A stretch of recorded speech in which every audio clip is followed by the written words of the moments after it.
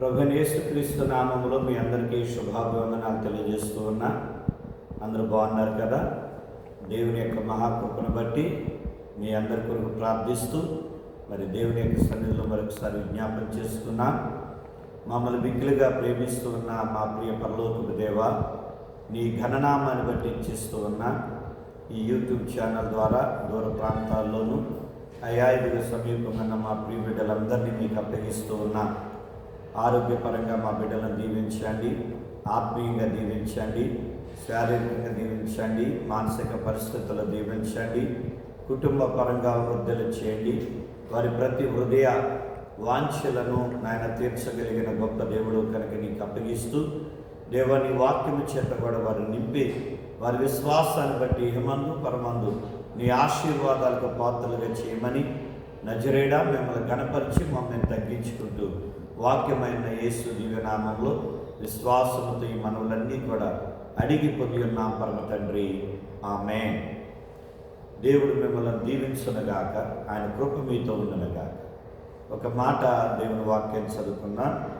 కొలసీయులకు రాసిన పత్రిక 4వ అధ్యాయము 7వ వచనాన్ని చదువుతూ ఉన్నాను. కొలసీయులకు రాసిన పత్రిక 1వ అధ్యాయం 7వ వచనం. ఎపఫ్రా అను మా ప్రియుడైన తోడి దాసుని వలన మీరు ఈ సంగతులను నేర్చుకుంటేవి. అలాగే 4వ అధ్యాయము 12వ వచనం.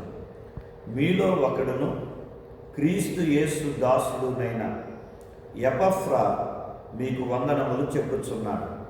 మీరు సంపూర్ణులను, ప్రతి విషయములో దేవుని చిత్తమును గూర్చి సంపూర్ణ ఆత్మ నిశ్చేత గలవారునే నిలుకడగా ఉండవలెనని ఇతడు ఎల్లప్పుడూ మీ కొరకు తన ప్రార్థనలలో పోరాడుచున్నాడు. ఆమేన్. చదవబడిన వాక్యం మన వినికిడిలో దీవించబడిన గాక. ప్రియమైన దేవుని బిడ్డలారా, బైబిల్లో మనం ఈ పౌలు పత్రికలో కొంతమంది పేర్లు ప్రత్యేకత కలిగి ఉన్నాయి. అందులో ఎపఫ్రోదితు అనే ఒక వ్యక్తి ఉన్నాడు. ఎపఫ్రా, మార్కు, అలాగే లూకా, వీరందరూ కూడా చాలా పేర్లు, డేమ, అకుల, ప్రిస్కిల్లా, ఇలాంటి పేర్లు. ఈ రోజున ఈ ఎపఫ్రా అనే వ్యక్తిని గురించి మనం చూద్దాం. ఇతని యొక్క జీవితంలో ఈ కొలసీ పత్రిక 4 అధ్యాయాలలో 2 అధ్యాయాలలో ఈ పేరు గురించి వ్రాయబడింది. అది మనం చదువుకున్నాం. 1వ అధ్యాయము 7వ వచనములోను 4వ అధ్యాయం 12వ వచనాన్ని చదువుతూ ఉన్నప్పుడు ఇతని జీవితంలో ఇతని గురించి పౌలు మాట్లాడుతున్న మాటలను బట్టి ఇతన్ని 4 విషయాలలో ఇతన్ని మనం అభినందిస్తూ, అలాగే ఈ వ్యక్తి వలె మనం కూడా అలాంటి లక్షణాన్ని లేదంటే అలాంటి జీవితాన్ని కలిగి ఉండాలని ఈ వ్యక్తిని మనం మాదిరిగా పరిశుద్ధాత్మ దేవుడు బోధిస్తూ ఉన్నప్పుడు మనం తీసుకోవాల్సిన వారమై ఉన్నాం. అదేమిటంటే, నెంబర్ 1, మొట్టమొదటి ఇతడు ఒక నమ్మకమైన పరిచారకుడుగా కనిపిస్తూ ఉన్నాడు. నమ్మకమైన పరిచారకుడు అంటే ఆ పని చేసేవాడిని పరిచారకుడు అంటారు. ఏ పని అప్పగించిన పనిని నమ్మకంగా చేసేవాడు. ప్రభువైన యేసుక్రీస్తు వారు అన్నారు కదా, నేను పరిచర్య చేయించుకునటానికి రాలేదు కానీ పరిచారం చేయటానికి వచ్చానన్నారు.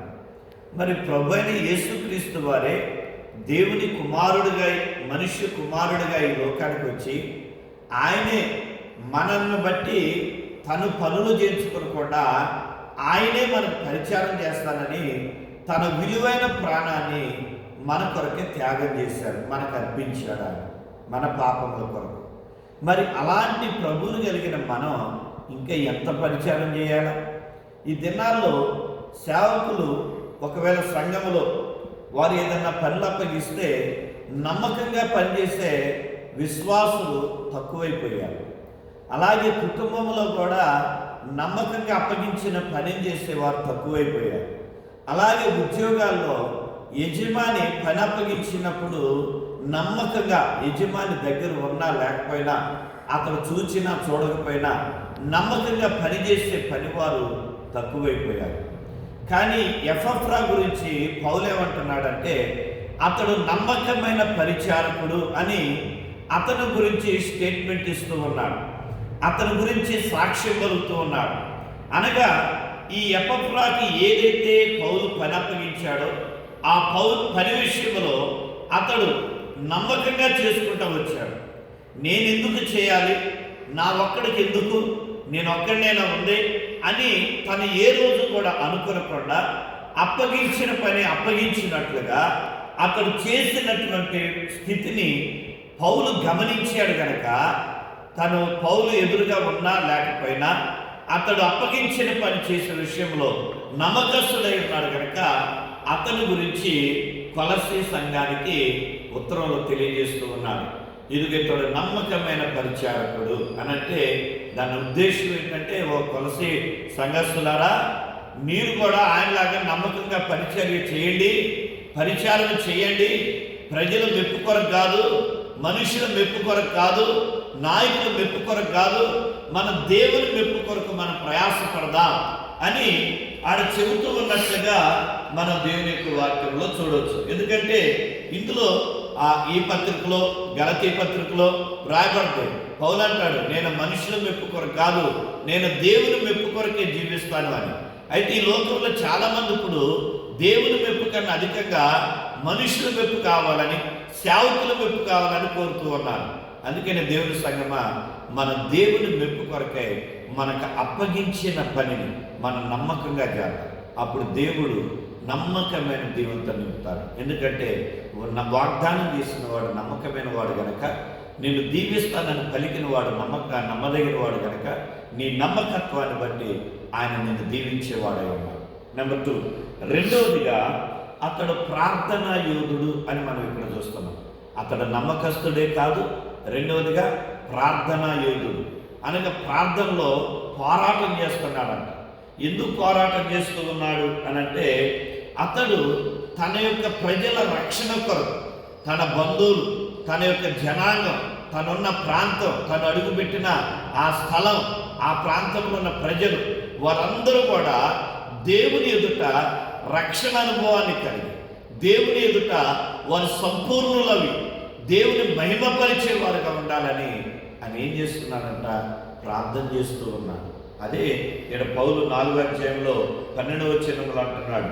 ఏమని చూడండి, మీరు సంపూర్ణులను, ప్రతి విషయంలో దేవుని చిత్తమును గూర్చిన సంపూర్ణ ఆత్మ నిశ్చయత గలవారై మీరు నిలకడగా ఉండటం కొరకు ఎపఫ్రా మీ కొరకు ప్రతిదినము ప్రార్థనలో పోరాడుచున్నాడు అని పౌలు రాస్తూ ఉన్నాడు.